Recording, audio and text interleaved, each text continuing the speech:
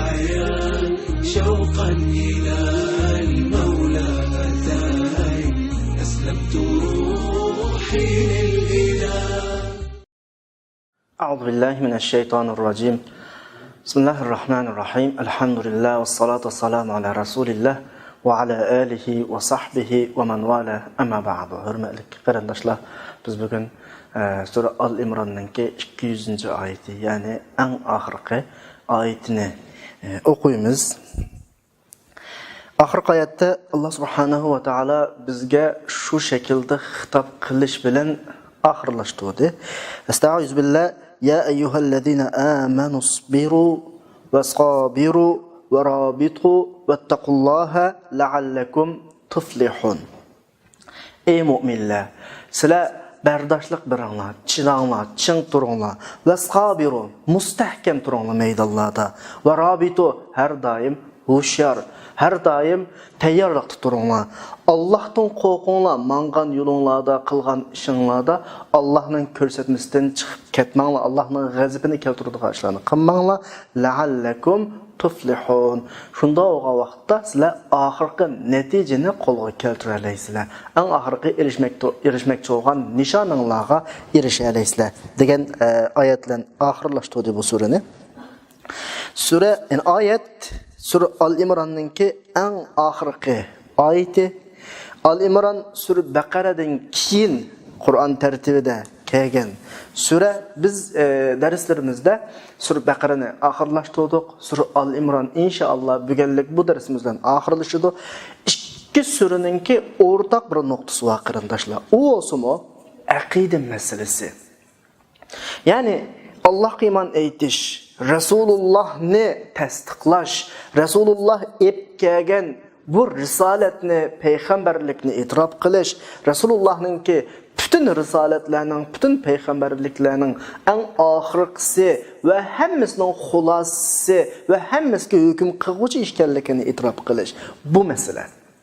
Ikki suraninki asosiy o'rtaq nuqtasi shu.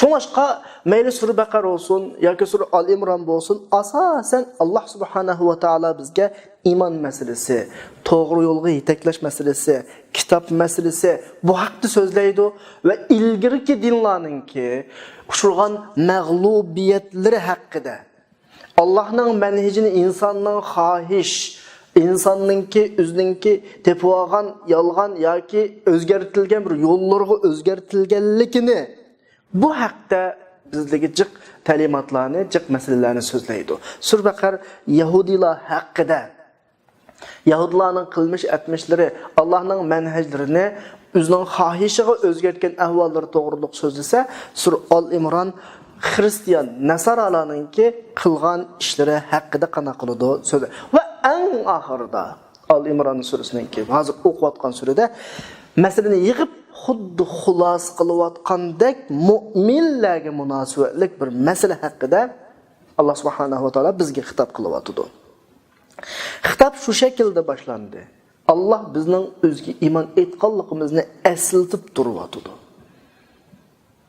O'zining rasulini tasdiqlaganligimizni eslatib turib, hayot jini, hayot ko'rishini bizga eslatib, bu hayot ko'rishida qanday qilib qalbi qig'ilib bo'ladiganligi haqida ta'limot beryapti.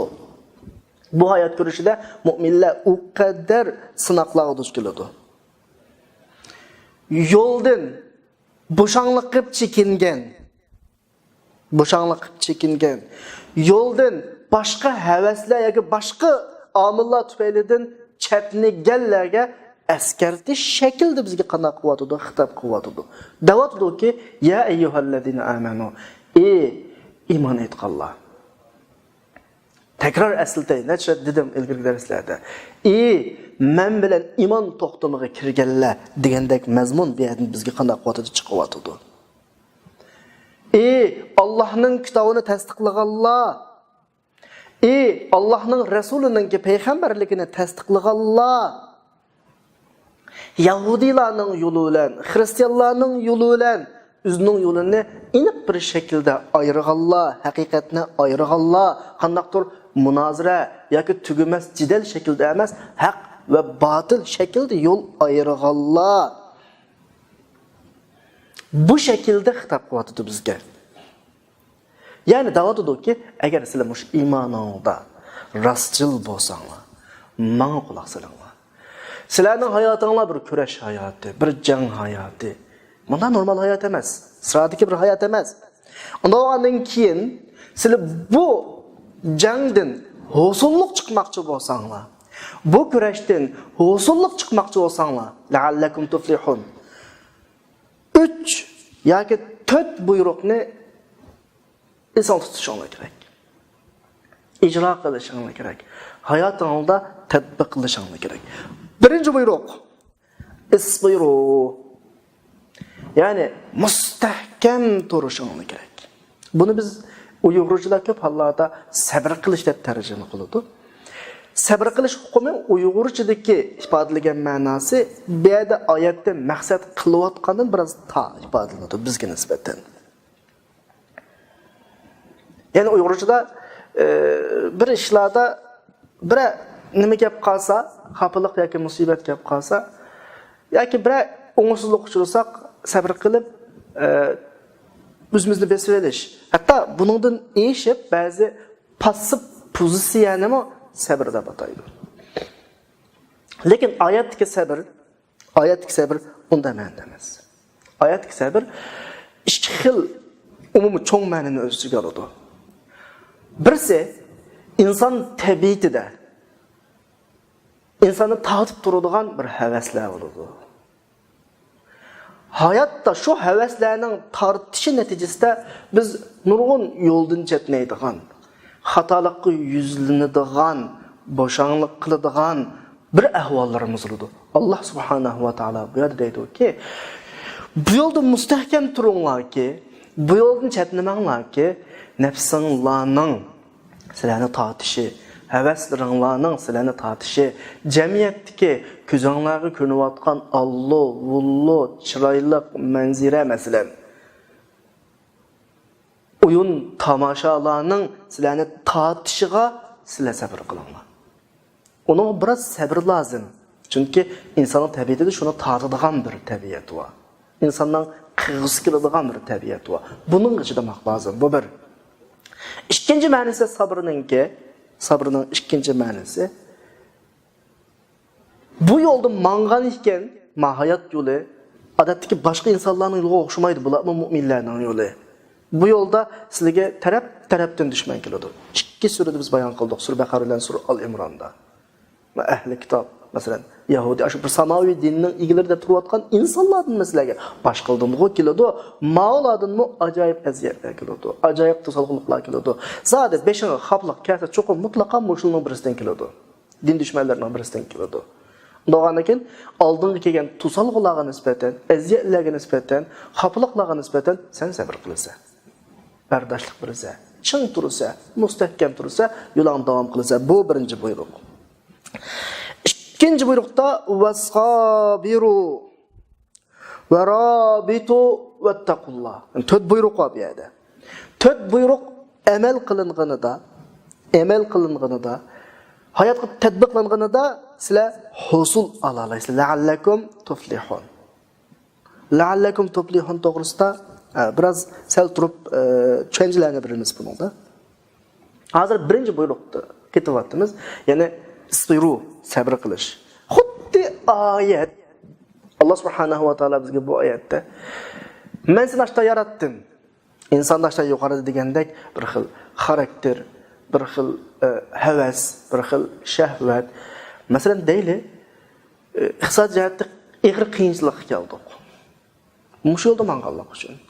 Qarasak, yan yo'ldagilarninki yanchiqlari to'shaq. Turmushlari paravan. İnsan tabiatida bu kadar xafalıqlarning üstüne gapni nima kapti ya? Boshqa kelganni ko'rama, o'xshash yashaya xaqilan. Yo'ldan voz kechadigan bir ahvollar bor. Mana bu insonning havvasi deymiz buni.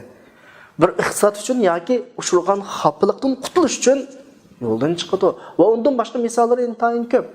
Davomli shaxs olarak bir havaslar, ko'ngilning tortishlari ham emas maqsad. İctimai, çünkü bu yo'lga chiqqan odam ba'zi jamiyatdan ayrilib qoladi. Cemiyet tarafından chatki qeqiladi. Cemiyetning umumiy yo'linishiga ta'tir minib qoladi. Mushlarning hammasida insonni yo'ldan chiqishga undaydigan bir turtki omil ichidan insonning sirtida emas, ichidan keladi. Hech qanday aziyat kelmagan taqdirda mujma aziyatni ba'zi tutib turibmiz. Ikkinchi ma'noda o'qiyapmiz Spironinki, birinchi ma'noda ketyapmiz hozir sabrninki. Ichidan boshqalardek yashag'usi, boshqalardek imtiyozga erishgisi, boshqalardek yeb ichgisi, boshqalardek kiyim kiygisi, xususan boshqalar ko'rgan hayotning huzur halovatini ko'rgisi keladi, yo'ldan chetmaydi inson. Allah dal bu yerda isbiru o'zingni besol. Agar husulluq bu yo'lning oxirisida husul olaman desan, o'zingni besol. Bu bir. Yana biz deganimdek bayatdan tabiiyki jamiyat mangayotgan yo'lnishning ta'tirisiga mangadigan bir ahvollar bo'ladi. Jamiyat deganimiz cho'ng doiralik jamiyat, kichik doiralik jamiyat, hatto oilang tarafidan sana aziyatlar kelishi mumkin. Dost yarenlerin tarafidan kelishi mumkin. Sen yaşayotgan bir kichik jamiyat tarafidan kelishi mumkin. Cho'ngroq bo'lganda din dushmanlaridan kelishi mumkin. Bularning hammasiga oxirigacha qanday qilsa bardoshlik bersa. Ya'ni ikki bardoshlik bersa. Birish va bu ikki bardoshlik berish oyatdagi isbiru degandagi sabrning tahtiga daxil qilinmoqlar. Mushuni sen qanday qilalig'ingda, kechib o'talig'ingda, biz o'talig'ingda sen şu vaqtda husul elishga loyiq bo'lgan birinchi buyruqni qana qilgan bo'lsa, ado qilgan bo'lsa. Boshqa oyatlarda davomli dakkuvatni uchrayotdi. Vasqabirina fil ba'sa'i wad-darra'i wa hinal ba's. Ulaika allazina sadaqu va ulaika humul muttaqun. Oyatlarning qiyinchilik, xafalik hammada sabr. Ondan keyin ikkinchi buyruq Vasabiru degan buyruq. Qarasak sabr bilan sabiru o'xshash yiltizing kelgan so'z. Buning asli tag ma'nosi sabr qilish, chidash ma'nosi va ammo pilning shakli o'xshamaydi. Birisi sabara shaklda, birisi sabara shaklda.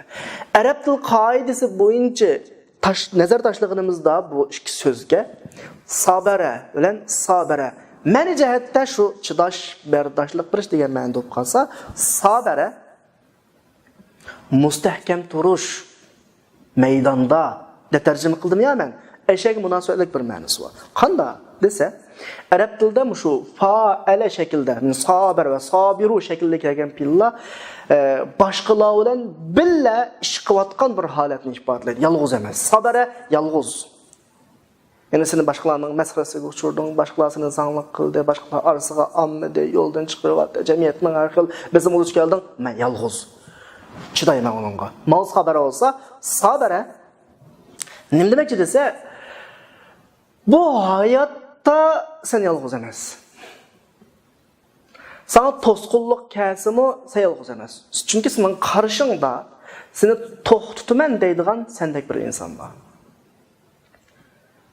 Manda bir nuqtani eskartib o'tdi bu yerda zimdan, ya'ni ikki jihatdan bizning qarshi ketayotgan tarafdagi bizning raqibimiz malaika emas yoki bizdan kuchli bir tashqi planet odamlar emas, bizdek bir insonchi. Biz bu yo'lda qanchalik zo'rlik chekkan bo'lsak, bu yo'lda menish uchun, qanchalik aziyat uchirgan bo'lsak, oshlarni uchraymiz, shular shu aziyatni birman deb u qadar kuchaydi. Bizningki qarshi yo'linishda mang'inimizga qarta ularni tatidi xafalikni. Bizning oldimizda tusimiz deb ularni o'z rohatidan voz kechidi. Demak, bu yerda sabr qilib, mustahkam ching turayotgan sen yolg'iz emas. Sening dushmaningmi ching turayotdi. Dushmaning nima deb ching turayotdi va sen nima deb ching turishing kerak. Sening yo'ling haq.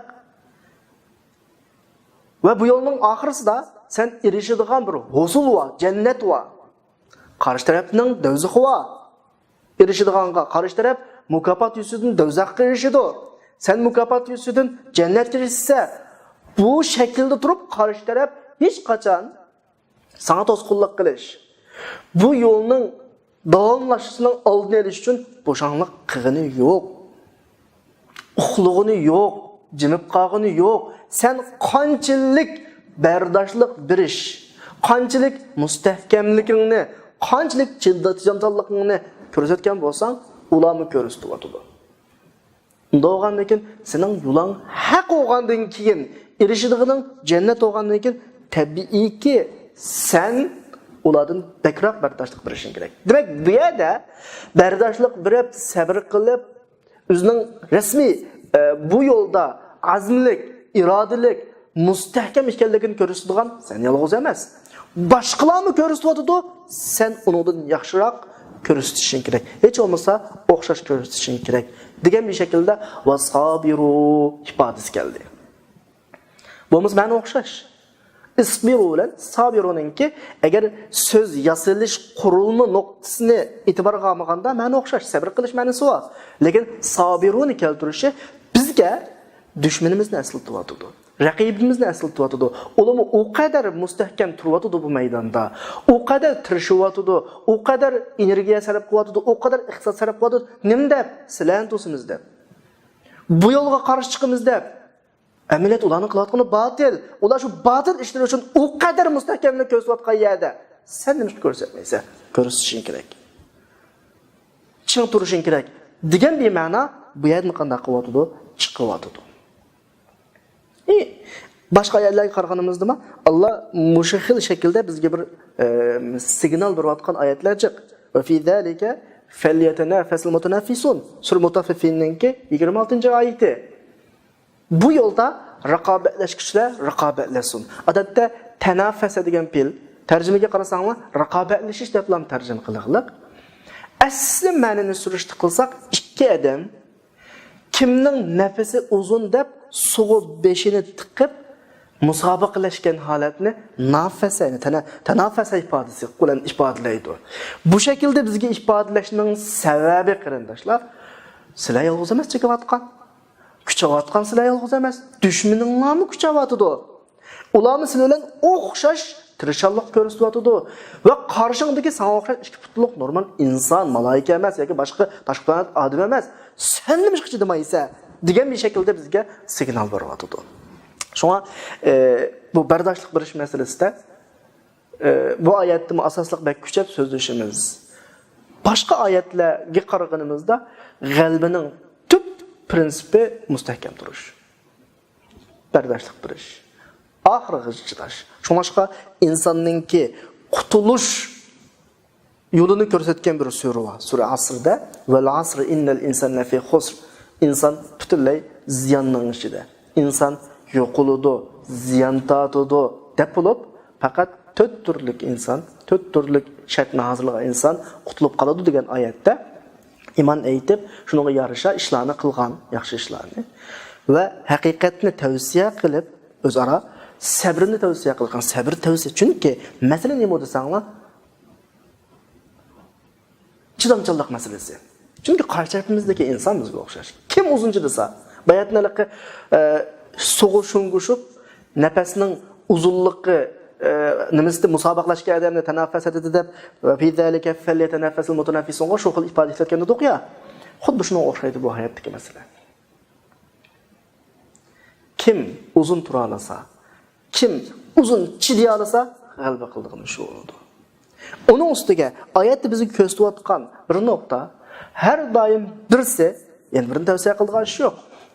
Birisi boshqalarni yetaklaydigan ish yo'q. Va tavasav bil haq, va tavasav bis sabrdagi oyatdagi qurilmaga qaragan vaqtda mu'minlar har doim bir-biriga bu qatim men bakroq chidishim mumkin, qarindishim sabrsizlik qilishim mumkin, uni men sabrga tavsiya qilishim kerak. Kela qatim men bulanmasligim mumkin, boshqalar meni chidashga tavsiya qilishi mumkin. Bu bir shakl, bu bir atmosfera, bu havo mu'minlar jamiyatini qoplagan vaqtida mu'minlar jamiyati bir chidamchan bir jamiyat bo'ladi. Va shunda vaqtda bu jangning xarakteriga tushgan bo'ladi. Bo'lmasa chidamchan bo'lmasa naqli bo'lganimiz rost. Chunki qarshi taraf naytib mustahkam turyapti. Qarshi taraf butun imkoniyatlarini sarf qilyapti. Unda yerda biz aşularchilik eng aqallisi chidamchan bo'lmasak, mustahkam bo'lolmasak, oxirigacha bel qo'yatmay mangamasak, mag'lub bo'lganligimiz rost. Ondan keyin 3-buyruqqa keldik. Bugungi oyatdagi ya ayyuhallazina amanu sabiru wasqabiru va rabitu. Sabrni bildik. Sabiru buni bildik. Endi va rabitudagi rabat degan nima desa, rabat har doim o'zining o'yg'oq ekanligini, har hozirlikqa tayyorlikning borligini, har ish uchun sening hozir ekanligingni dushmaningga qanday qilish bildirib turish. Ya'ni g'aflatda qolmaslik degan ma'noda. Masalan, sura Anfalning 60-oyatida va a'iddu lahum mastata'tum min quwwa dushmanga qarta ba kuchingning hammasi bilan tayyorlik qil deb bo'lib, va min ribatil xayl ayada atbag'lash bir ifodasi bor-ku. Ribat ifodasi qo'lliqlik. Ma bugungi oyatda ma va rabitu ifodasi qo'lliqlik. Bu nima? Nuqulmaydigan masala. To'rt putva atni bog'lab qo'yishlam emas. Buningdan kengri berdi o'ziga qanday. Ya'ni har doim, har zaman dushman tarafdan qandoq bir hamla, qandoq bir hujum kelsa, mana men hozir. Men uxlamadim, men g'aflatda emas, men tayyor ifodasini, mushu mesajni, mushu signalni dushmanga berish. Bu g'alaba qilishninki 3-sharti. Payg'ambar alayhisalom deydi, mushu masalani ifodalab. Imom Muslim rivoyat qilgan hadis, "Xayrukum mumsiku bi'inani farsihi." Mumsiku bi'inani farsihi. Sizlarning eng yaxshilaringlar etining cho'llurini tutib turadi. Qachon urush ovozini anglasa, uchiblan boradi. Bu hali bir xil o'yg'oqlik ifodasi. Inson har doim 24 soat atning cho'llurini tutib olmaydi. Bu yerdagi kinoy ifoda. Har doim o'yg'oq turish kerak mu'min. Musulmon. Chunki bu yo'lning talabi shu. Chunki sen uxlasang, dushman uxlamaydi. Sen g'aflatga tushsang, dushman g'aflatga tushmaydi. Seni har doim marab turadi. Har doim kuzatib turadi. Fursat topsam hujum qiladi va sen uningga qarshi doim mustahkam turishing kerak. Yuqori deyilgandek va hozir deyilgandek doim rabatda turishing kerak. Doim o'yg'oqda turishing kerak. Doim hozir turishing kerakki, nima ish yuz bersa sakrab oldiga chiqqudek bir holing bo'lishi kerak. Va buningki bayatni o'qigan oyatimiz bo'yicha dushmanni qo'rqitqudek bir holda. Dushman yana sen shu vaqtida qo'rqidi. Seninki o'zingni qo'yib etmaganligingni, g'aflatga tushib qolmaganligingni, uxlab qolmaganligingni, qachon sen shunda ko'zini yo'g'on ochib qaragan hamon javob qaytara oladiganligingni bilsa, dushman shu vaqtida sendan qo'rqidi, bo'lmasa qo'rqmaydi. Shunga yerdagi rabat degan qandaqdir bir moddiy atbaqlashlan yoki moddiy sen har doim musulmonlar jamiyatining atrofini bir muhofazat qiladigan qarovullik vazifasini olishing kerak. Bo'libmi bugungi kunda masala moddiy chekdan eshib ketdi. Islom 1000 yildan buyon dünya miqyosida moddiy nuqtada ustunlikni egallab keldi islom. Buni tarix o'qiganlar biladi. Islom hokimiyatlariga dushmanlar mana ko'ngligim eklanmaydigan, bularni yengish, bularga harbiy hujum qilishni kallasini eklanmaydigan bir holatda yashadi. Va bir necha qatim amaliy, masalan, ahli salaf urushiga o'xshash hujum qilibmi islom dunyosini o'rganmadi. Mong'ollarga o'xshash islom dunyosiga sharqdan hujum qilibmi islom dunyosi öğrenmedi. An şunun olan düşmanlar qaysi noktadan islom chegarasiga hujum qildisa, fikriy noktadan hujum qildi. Mening demoqchi o'g'lim shu. Musulmon har jihat o'yg'oq bo'lish kerak. Har doim musulmonlar jamiyatining chegarasining qarovuli bo'lish kerak. Varabiti degan shu. Bu nokta askeri, moddiy tayyorlik, moddiy qarovullik, moddiy hozirlikdan boshqa uni o'siyotujma fikriy jihatdagi, ilmiy jihatdagi qarovulliqni sal qarmaslik kerak. Men so'zlayapman. Ikki qatimliq g'arbdan kelgan cho'ng bir hujum, sharqdan kelgan cho'ng bir hujum islom dunyosini tugatolmadi. Dushmanlar bundan umid uzdi. Qana qilmaydi ekanmiz, bularni urush orqali yengolmaydi ekanmiz. Qana qildi? Shuni bilan fikriy jihatda islom dunyosiga hujum qila boshladi. Oxirgi 200-300 yilda buningda natija qozondi. xuddi bizda yo'qdek inson huquqini ko'tarib chiqib aramizga so'qdi. Amaliyotda 1400 yil ilgarilam insonning insonlik hurmati eng oddiy nuqtalargacha bayon qilinib bo'lgan nuqta. Ayollar huquqi deb bir narsani ko'tarib chiqdi. 1400 yil ilgarilam ayollar jannat uning oyog'ining ostida degan bir iboraning o'zi yetarli ayolning qadr qimmatiga nisbatan. Buni ko'tarib chiqdi va digil tursak, nayt nurg'un narsalar bor. Yani bular maddi taraflardan, yani askeri taraflardan islom dunyosini yengolmagandan keyin fikriy taraflardan islom dunyosi hujum qildi. Shuning bilan islom dunyosi bu jihatda mag'lub bo'lgandan keyin askeriy tarafdan agishib, undan keyin mag'lub bo'ldi. Demak, cho'g'im nima desa, rabat askeri islom dunyosining chegirasini qo'g'dash, qarovullik qilish, har doim sagak o'yg'oq turishdan boshqa fikri jihatdami islom dunyosini boshqalarning hujumidan qana qilish, qo'g'dash va buning qarovulligini qilish bularni o'z ichiga oladi. Bugun kun kelgan vaqtda fikri jihatdan bizning askari jihatdagi mag'lubiyatimizning oldidan fikri jihatda mag'lub bo'lib qolarlik. Qarab baqsak, o'qitish manhaj metodlarimizning ve başka ilmi izniş metodlarımızınki hemmesi Arap dünyasından yani İslam dünyasının düşman boğan, rakibi boğan dünyanın eline atıdı. Bu ilmi metodlar, okutuş metodları evlat yetiştirdiğin neyse. Düşmandan elindiğin metod, düşmandan elindiğin uslup tabii ki bizning evlatlarımızını şu düşmanlarning adını, düşmanlarning tefekkürü kıladigan bir şekilde yetildirdi. O işçimizden üzümüzge düşman bulup çıkışını.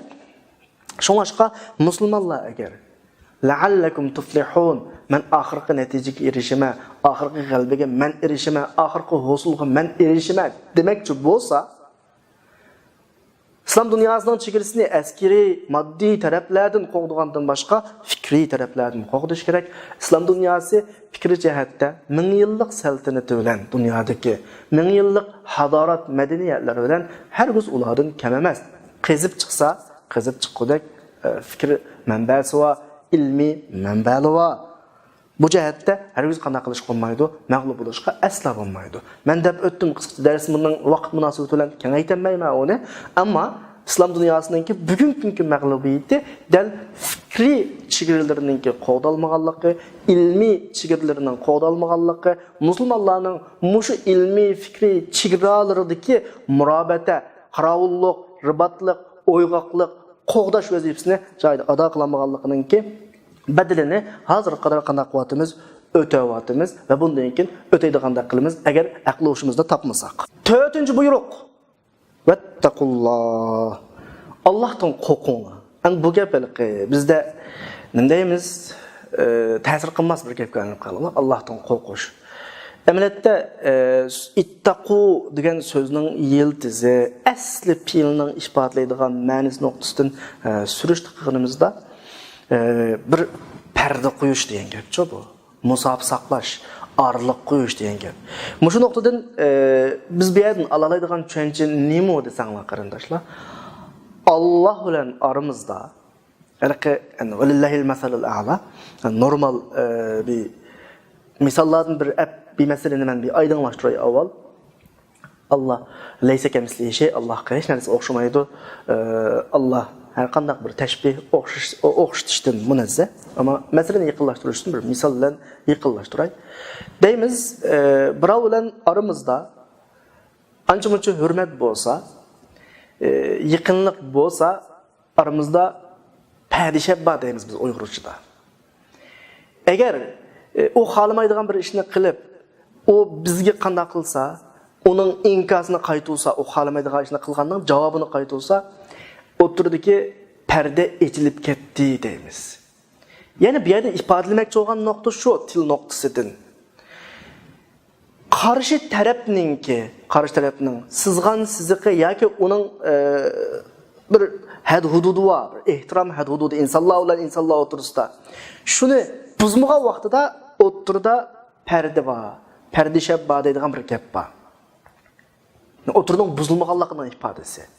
Endi bu insonlar o'tirisiga til ifodasi bo'lib qolsa, Qur'on qo'llangan bu yerdagi Allohning cheklamalari had hududidan chetnab chiqmaslik ifodasini Allah ittaqullah deb ittaqu ifodasi.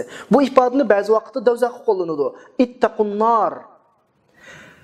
Ittaqullah Allohdan qo'rqish, do'zaxdan qo'rqish. Biz buni qo'rqishga tarjima qilib olaylik. Mohiyatda Alloh bilan o'tiranglardiki, bir muharramat, chegara, haromlik chegarasi va buni buzib etmanglar. Allohning g'azab sifatlarini ko'rib qolmanglar. Allohningki jalol tarafini ko'rib qolmanglar. Allohning jamol tarafini ko'ranglar degan bir ifoda.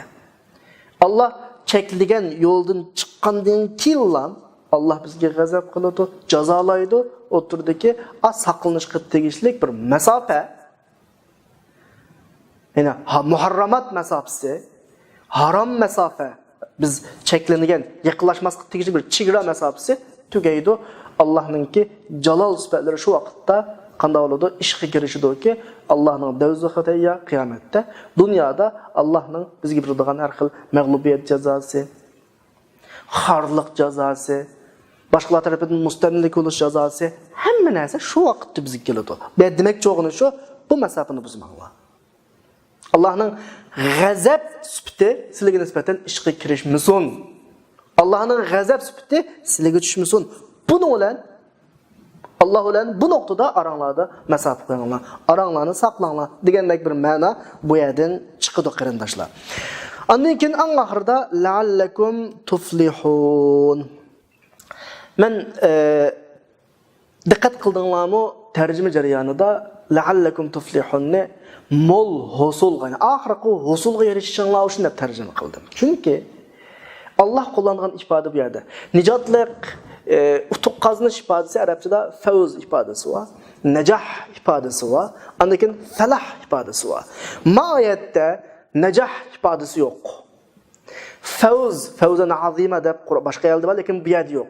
Faqat falah ifodasi qo'llandiki la'allakum tuflihun.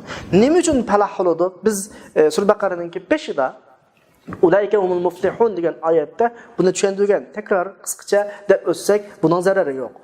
Falah dehqonningki yerini haydab, tuproqni yumshtib, uruq sasa ungidek bir muhit hazırlab, pervish qilib va kuzda u terigan ziroatdan mol hosil og'inini falah deydi. Eng oxirgi erishmoqchi bo'lgan mol hosilga erishganini falah deydi. Alloh subhanahu va taolo bizga mush ifodani qo'llandi. Mush ifodani la'allakum tuflihun. Chunki bizning mangadigan bu yo'l, bu musofa o qadar oqqizishga tegishli bir musofa. Va qadam bosqichlari va bir musofa. Xuddi ziroatning qadam bosqichlari bo'lgandek. Vaqti va buningki, bugun qilsak aytib olmaydi. Cho'qim vaqti va mushu nuqtalarni bizga tushuntirish uchun Alloh subhanahu va taolo la'allakum tuflihun. Sizlar ko'zlagan nishonlarga mashta qilsanglar yetalaysizlar. Mol hosil shu vaqtda chiqadi degan bir ifoda qo'llandi. Undan keyin men qarindoshlarimning kallasiga keladigan bir savol bor. Balkim so'rashi mumkin imkoniyat topib qolsa, nijotlik yuqoridagi ishlarni qilib nijotlik mol hosil deb tushundik ya.